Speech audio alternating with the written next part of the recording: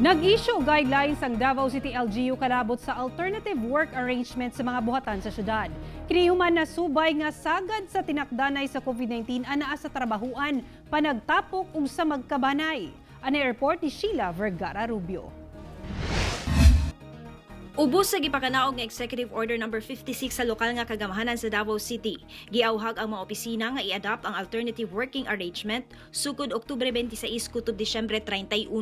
Kini sama sa pagpatuman og work from home, skeleton workforce ug staggered working hours. Sigon sa kagamahanan nga kinahanglan pagamyan ang ihap sa matrabahante sulod sa mga opisina o establisimento aron masiguro nga walay overcrowding, mass gathering o socialization nga mahitabo. Pinaagi sa mong sistema malikayan nga mahurot ang empleyado og quarantine ug galing dunay magpositibo. Ingon man malikayan ang lockdown sa usa ka opisina ug masiguro nga makapadayon ang operasyon niini. Subay sa contact tracing nga ginapahigayon sa City Health Office na sayran nga ubay-ubay ang clustering sa COVID cases sa magkatrabaho ug sa kabanay niini. Hinuon sa pagpatuman sa alternative work arrangement, kinahanglan i-monitor ang output sa trabaho sa ilang mga empleyado. Gilauman ang positibong aksyon sa matag buhatan. Ako si Sheila Vergara Rubio para sa One Mindanao.